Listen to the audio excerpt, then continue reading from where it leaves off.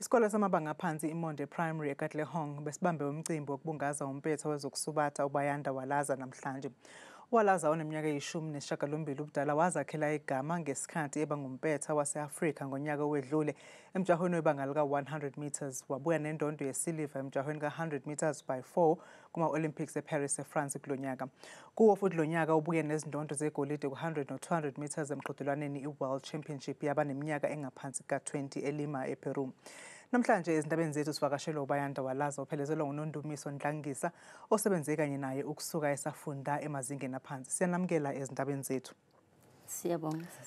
Bayanda, siyakwamukela siyakhalalisela ngempumelelo osube nayo. Uqale kanjani indaba yakho yokungena kulo mdlalo wokugijima?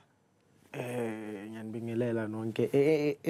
Ekugijimeni ngingene ngenxa yakamama wami ngoba ngesikhathi ngisesemncane bengumuntu osithandela nje izinto zemidlalo mara kakhulu bengisithandela ibhola, kodwa umama wakhona ukubona ukuthi hayi uyakunanga umuntu ongakhona ukusiphakamisa ekugijimeni. Nondumiso, yebo, njengoba echaza nje uBayanda ukuthi nibe nobudlelwano kusukela nisebancane esamncane, ngichazela ukuthi umaze nini and yini futhi le owayibona kuyena othi ngcono ngiqhubeke ngisebenzisane naye? uBayanda sanibonani nonke. Maze 2012 makazojoyina esikoleni sethu as a grade 1 learner. Mabafika abantwana bezojoyina mina ngu-sports coordinator esikoleni sethu. Siyahlangana sibheke sifune italent besafika nje, and uBayanda ngambona kusaqala nje from the beginning ukuthi enganeni ezilingana naye wayevela gijima zithi zila abe lapha. And ngambona ukuthi since nami ngangivele ngiyisprinter lo mntana vele isprinter, and kusukela lapho sabona ukuthi uyumntwana esizohamba siye naye kude. Foundation phase saqala wagijima ama first races wakhe waze wathola igold. Igold yakhe yokuqala wayithola as early as grade 1 ku district level. Ama foundation phase they end at grade 1 at district level, then grade 1 to 3. Then ngonyaka wakhe engena intermediate phase enzu grade 4 wakhe proceeded to the provincial level. So izinto zakhe zokugijima, so uqale lapho ukuthi nathi siqinise sibone ukuthi italent ikhona lana, and was supported kakhulu ubaba wakhe.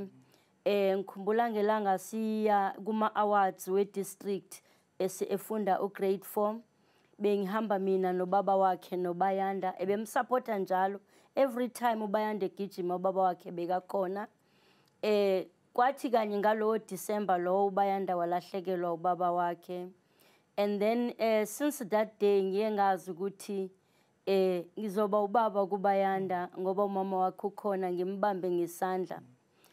Ubethanda izemidlalo eziningi kumakhonka games, umdlalo webhola. I was also a coach yakhe yebhola, so bengikwazi ukumdlalisa ibackline, masidliwa bengikwazi ukumbeka ku front line a strike because of his speed sakhe. Bayanda, siyakubonga, usuyiqhawe usunqobe imiqhudelwano emikhulu emhlabeni. Wenze njani ukulungiselela ikuphi okwenzayo mangabe ulungiselela umqhudelwano omkhulu njengoba wenza kuma-Olympics kanje? Okay, ngisho ukuthi ngisizwa isupport engitholayo from abangani, umndeni, othisha, yabo wonke umuntu ongisupportayo. So ngisho ukuthi esikolweni every time mangisesikolweni bahlezi bangikhumbuza ukuthi yonke into engiyenzayo akusukugijima kuphela yabo. So mangisesikolweni they always show me that, you know, don't forget ukuthi sikhona isikolo nalapho. Ngendlela wenza ngayo egijimeni mele wenze nangayo ezincwadini.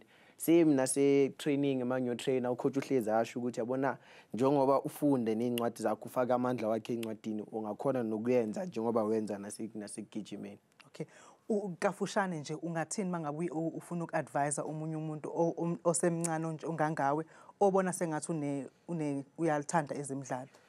Ngisho ukuthi ezomdlalo ziyakuphoxelela ukuthi uphile impilo engafani nabanye abantu, especially njengoba thina sibancane kanje sizithandela ukuhamba siphume singaphandle siyodlala siganye konke lokho, mara imidlalo kuyakuphoqelela ukuthi ungaphili lo mpilo leyo. Kufuneke ube focus, wazi ukuthi yabona ufunani in future, wazi ukuthi ukulungiselela kanjani ukuthi ube umuntu olungile ukuthi uzokhona ukuba kahle for iminyaka ezayo. Siyabonga kakhulu kwizivakashi zethu lapha e-studio.